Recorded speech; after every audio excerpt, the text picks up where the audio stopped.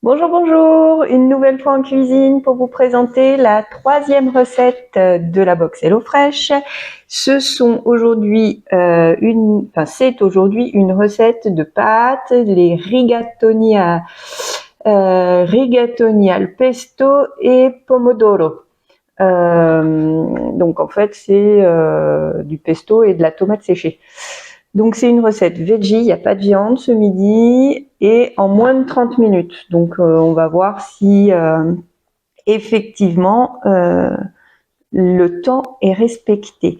Bon, comme à chaque fois, vous retrouvez tous les éléments de la recette et derrière les étapes.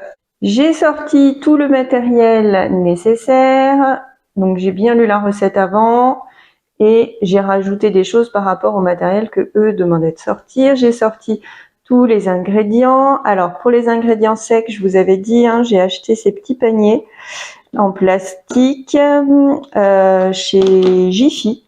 Donc je mets tous les ingrédients secs de la recette dedans. C'est fort pratique.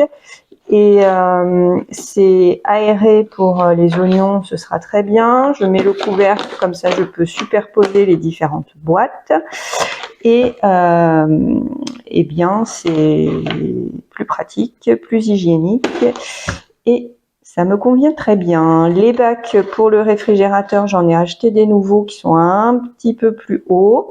Et dedans, on retrouve tous les produits frais. Alors, la salade... j'avais une petite appréhension pour la salade parce que ça fait quand même plusieurs jours qu'elle est dans le réfrigérateur et elle a l'air encore tout à fait correcte. On est dimanche et j'ai reçu la box jeudi, donc vous voyez, et il y avait une date limite au 16 août. Donc on n'y est pas encore, c'est mercredi, on est dimanche. Ça se conserve longtemps. Donc voilà. Allez, c'est parti pour la recette. Première étape, cuire les pâtes. Donc on va mettre de l'eau à bouillir avec du sel et on va cuire les rigatoni.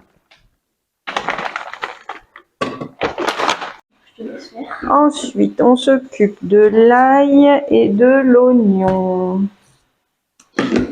Nettoyer les champignons avec un essuie-tout humide puis. Et après, ce sont les champignons. Alors, tu t'occupes des champignons? Il n'y a plus de sopalin. Ah, il est là. Je laisse faire. Mets-toi là. Humide. Hop.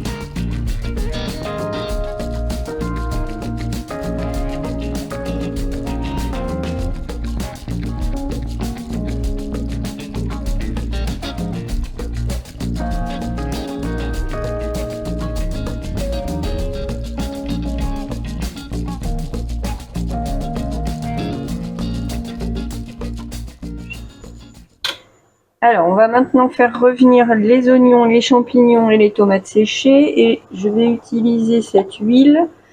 C'est de l'huile d'olive dans laquelle je fais macérer de l'ail. Ça donne un petit goût d'ail qui est fort agréable.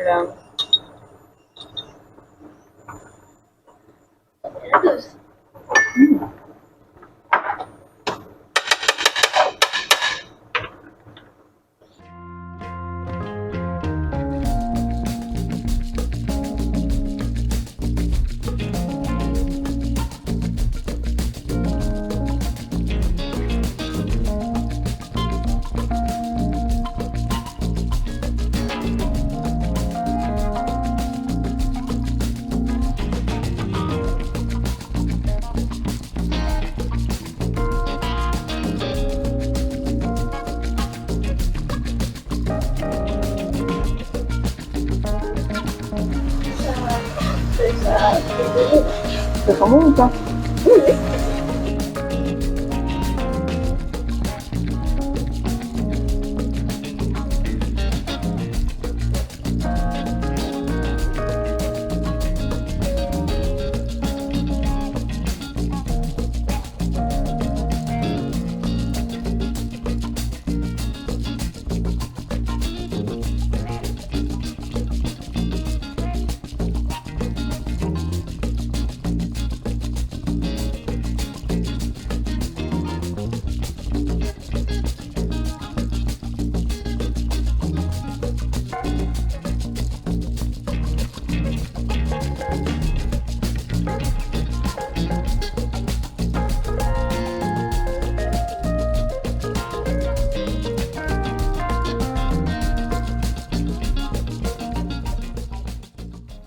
Et voilà, on a terminé notre plat.